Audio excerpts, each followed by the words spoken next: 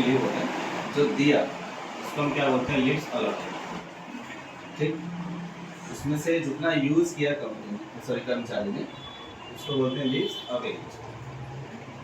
मान लो कंपनी की तरफ से कर्मचारी को 20 लीव मिला, उसमें से 12 यूज कर लिया, 8 बच गया उसका लीव, तो जो बचा हुआ 8 लीव है उसको हम क्या बोलेंगे, अर्न लीव।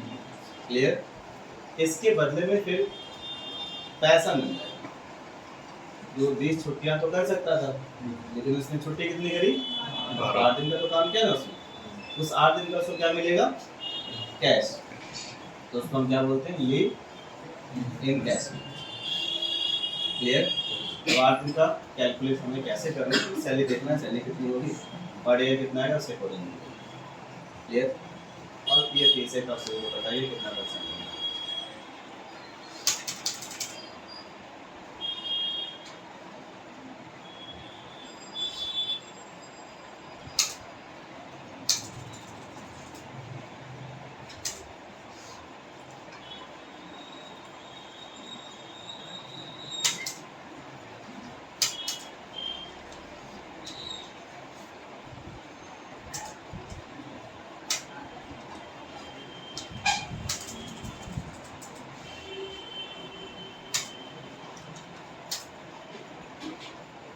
पीएफ को एस करेंगे, कंपनी का पीएफ अकाउंट है,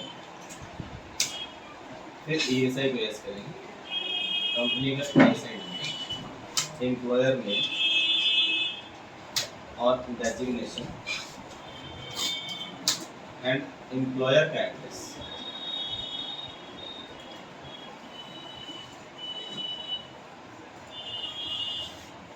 फिर से वही चीज़, पीएफ और ईएसआई के मास्टर्स, पे हेड्स या कंपोनेंट पहले से बने होते हैं, उसको बस हमें मॉडिफाई करना है, चेक करना है। ठीक, administration masters, salary component list screen, basic earning salary,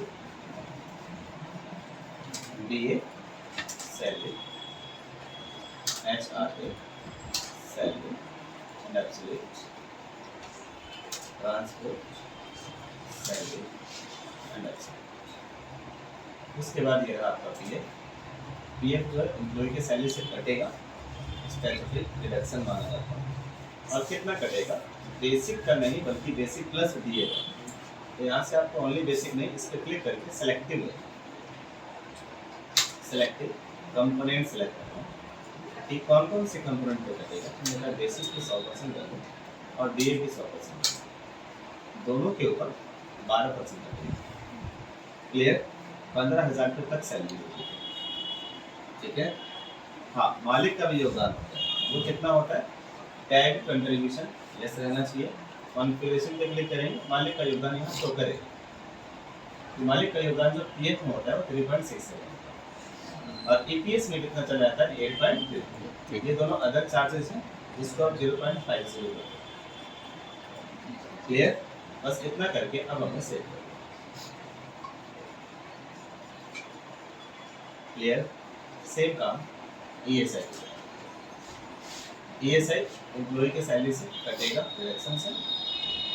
यहाँ पे ग्रॉस सैलरी मतलब टोटल सैलरी कटेगी, बेसिक डीए, एचआरए सब पे कटेगा। और यहाँ पे परसेंटेज को हटा देना, कि पहले था 1.75, अब है 0.75, और मालिक का योगदान पहले 4.75% था, जो कि अब घट गया 0.25। एक्टिव करेंगे उसे, बस अब हम एम्प्लॉय क्रिएट करेंगे।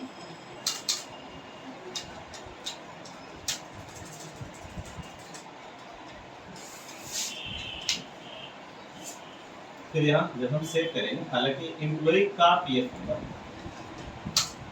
UAN universal account number verify होता है, और ईएसआई बेसिकली एक इंश्योरेंस होता है जो कि एम्प्लॉय का मेडिकल फैसिलिटी के लिए करा दिया जाता है, और एक कार्ड बन जाता है जिसके जरिए ईएसआई हॉस्पिटल में फ्री में करा सकते हैं।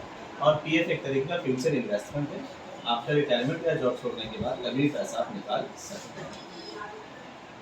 जब हम सेव करेंगे फिर पूछेगा कैसे पे करना, उसके बाद फिर सैलरी के बारे में पूछेगा। बताया हमने कि 1 अप्रैल से एम्प्लॉय के सैलरी बेसिक जो है वो होगी 14,000 रुपीज़, फिर डिविजन 10%, HRA 2000 रुपये, और फिर ट्रांसपोर्ट अलाउंस 1500। फिर यहाँ पर EF सेलेक्ट करना और फिर आपने ESI सेलेक्ट करना। लिव इन कैश फंड यहाँ पर नहीं सेलेक्ट करना, ना उसका कोई भी हेड बनेगा, इसकी वजह से एक अलग से एंट्री दिखाना होगा लिव कितना बचा है। यहाँ तक क्लियर? इतना करने के बाद अब इसे सेव कर देंगे। फिर ट्रांजेक्शन सैलरी कैलकुलेशन थी, एक बार सैलरी और दूसरी बार कर लेंगे सैलरी अप्रैल महीने की कैश किया होता है, डाउन एरो पे क्लिक किया, फिर वही कॉलम कंफिगर करेंगे। यहाँ से दिखाएंगे बेसिक DA HRA MTA, फिर यहाँ डिडक्शंस में दिखाएंगे PF and DSC, F2 and C। फिर यहाँ एम्प्लॉय को पिक करेंगे, सोली सेलेक्ट एम्प्लॉय, 30 दिन के अकॉर्डिंग उसकी सैलरी आएगा, इसको 29 करना, एक ऑप्शन दिखाना, बेसिक DA HRA इतनी सैलरी बनेगी उसकी टोटल, इसमें से PF इतना कटा और ESI इतना, आफ्टर डिडक्शंस कितनी सैलरी बनेगी, मालिक का योगदान कितना वो साइड शो करेगा, PF कंट्रीब्यूशन और ESI कंट्रीब्यूशन। इसके बाद शो करता है CTC, क्या शो करता है CTC का मतलब क्या होता है? कंपनी में जाता है ना, अच्छी कंपनी की बात कर रहा हूँ, कंपनी वाले ये नहीं पूछते कि आपकी पिछली कंपनी में सैलरी कितनी थी, तो ये पूछते हैं आपकी पिछली कंपनी में CTC कितनी है। CTC का मतलब है कॉस्ट टू कंपनी, क्या बोला? CTC cost to. अब ये कॉस्ट टू कंपनी का मतलब क्या है? आप देखो ध्यान से, ये जो है नेट एम्प्लॉय को मिले आया ना, ये PF ऐसे जो कटा है ये कंपनी को देगी ना, डिपार्टमेंट को, कर्मचारी को नहीं मिलेगा, लेकिन कंपनी की तरफ से चला गया, तो सही मायने में ये ग्रॉस जा रहा है कंपनी की तरफ से, आया ना, इस ग्रॉस में PF ऐसे तो जुड़ा हुआ है ना, और इसके अलावा कंपनी अपनी तरफ से भी दे रही है, दैट इज कंट्रीब्यूशन। तो कंपनी ने कर्मचारी पर कितना खर्चा किया, कंपनी के लिए उस कर्मचारी की लागत क्या है, कंपनी ने कर्मचारी पर कितना खर्चा किया कह लो, या कंपनी के लिए उस कर्मचारी की लागत क्या है, दैट इज कॉस्ट। मतलब ग्रॉस सैलरी में मालिक का योगदान जोड़ो, क्या बोला? ग्रॉस सैलरी में मालिक का योगदान जोड़ो, तो क्या बन जाएगा आपका CTC। देखो F10 कैलकुलेटर, ग्रॉस सैलरी 18,269 रुपये 99 पैसे है ना, यही है yes. और मालिक का कंट्रीब्यूशन 1885 प्लस 593 रुपये 77 पैसे, यही है। एंटर कर देंगे तो 20,748 76, ये CTC है। या फिर आप ऐसे भी कर सकते हो कि डिडक्शंस, नेट सैलरी और कंट्रीब्यूशन, नहीं समझे? ग्रॉस के बाद का सब कुछ जोड़ दो, क्योंकि यहाँ जो नेट सैलरी है PF से हटाने के बाद है, तो आप डिडक्शंस ले लो दोनों, नेट सैलरी ले लो और मालिक का योगदान ले लो, इन सबको जोड़ोगे तो क्या आ जाएगा? तो कंपनी ने सही मायने में कर्मचारी पर इतना खर्चा किया, और कर्मचारी को मिल कितना रहा है? 16, क्योंकि बाकी का जो योगदान है और ये वाला पैसा PF का, ये भी तो कंपनी की तरफ से जा ही रहा है ना, कर्मचारी के नाम पर जा रहा है, so this is CTC।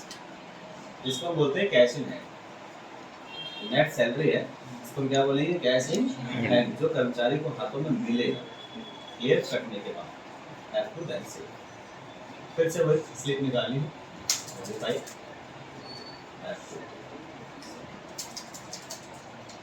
Control P log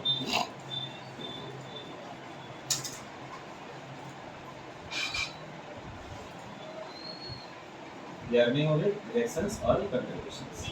adjustment में आपने लोन और एडवांस ये रहे, और लिव इन कैश में सेम हमें एक एंट्री करनी है, यहाँ पे लिखना लिव इन कैश दिखाना है कि कितना लीव्स उसका बच गया। ये एंट्री साल के अंत में एक बार होती है, क्योंकि साल के अंत में ही पता चलेगा लीव्स कितना बचा है। अब यहाँ करके डाउन एरो, बस हमसे ये लीव पूछेगा कि कितना लीव्स बचा होगा, उतने की ये कैलकुलेशन करके बता दो। नंबर ऑफ जितना बचा है वो दिखा दो। उस 8 लीव के बदले में कितना पैसा बनेगा एम्प्लॉय का बता दो। क्लियर है? F2 से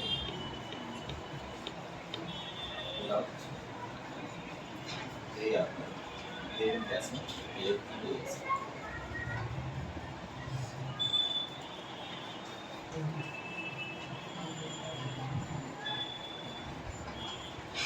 ये बता दो TDS।